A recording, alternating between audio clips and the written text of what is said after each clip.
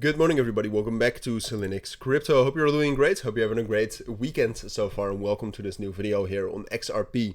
We're going to do a full update, which is also quite necessary. I mean, so far, the price action has been as we expected since my video yesterday. If we zoom in a little bit here, what happened is that we initially we bounced from this. Well, no, I mean that had already happened yesterday morning. My apologies, but we bounced from this level right here around 2.28. Found resistance so far at the POC right here, the POC of this range right here between 2.44 and 2.28. Found resistance there, which is a bit of a bearish sign, right? Getting a strong reaction to the POC. And in this case, what has also happened, getting a bearish reaction, or at least not much support from the value area low, which is supposed to be at least some sort of support. Historically, it's not super strong support. In terms of that the price spikes down into that and then jumps back up, but it does tell you a story, right? Because the value area low is the lower bound of where most of the volume is traded, right? So if the price is unable to easily stay within value, then that could be the start of a search for balance lower. And that's also what I wanted to speak about with XRP, right? Because what I told you yesterday is that we had a failed breakout on Friday after the news. Of course, the fundamentals right now are quite under tension, especially with the trade relationship with the US and the EU. And just to, I mean, this is not a video about the politics.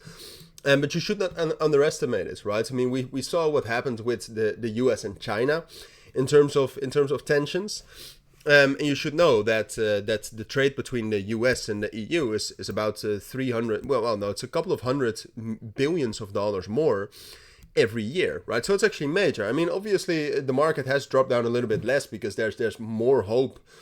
And a higher chance at resolving this, but ultimately it's still, the fundamentals are quite tense right now. And that has a bearish effect on XRP as well.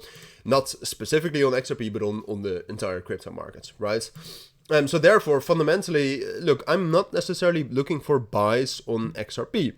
And what I told you yesterday is that, because that is where we were, is that I thought it was most likely we would push down into this level right here between 2.28 and 2.25. Strong intraday support level in general. You have the 90-day rolling VWAP there, but you can also see historically it's a respected level, right? However, like I said, look, first of all, I think we're going to drop down into that. We haven't reached the 90-day rolling VWAP in some time. But I think we're going to be reaching into that. And at this point of time, mostly given the fundamentals, but also given the weakness of XRP, or at least the weakness that we've seen so far, I wouldn't buy there. Right? I mean, when we're talking about buying XRP, which is obviously a little bit different from analyzing XRP, I would either wait for a bounce from this different liquidity zone right here at 2.21 into a reclaim with strength of that level around 2.26, 2.25, I would buy, right? But just a naked touch of that level, I wouldn't. And then what I would be looking at otherwise, by the way, on the 12-hour time frame, you can see some more confluences at that level. 2.26, 2.25 is definitely not a weak level in any shape or form. But the other reason, or the other points where I would buy XRP. Is at this level right here at 2.17 and 2.15, which is where the imbalances started at the beginning of May. And you also have a liquidity pocket there. You can see that XRP has a lot of different liquidity pockets to look at.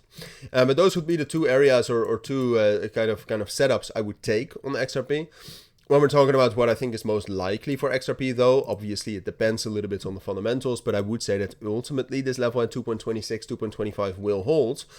However, I'd say it's a little bit more likely that we'll pull back lower first into a reclaim, and then we'll hold it, and that will stay in this area right here between 2.35 and 2.25, and that from there we'll see again. And I'll keep you updated on that. I'll be back as soon as possible if we have a little bit more data tomorrow morning on the market opening and the fundamentals, hopefully as well. But that's it for now. That's what I think you need to know. So if you do have any questions, let me know down in the comments or in the Telegram or in the Discord group. But for now, have a great Sunday. Take care and bye.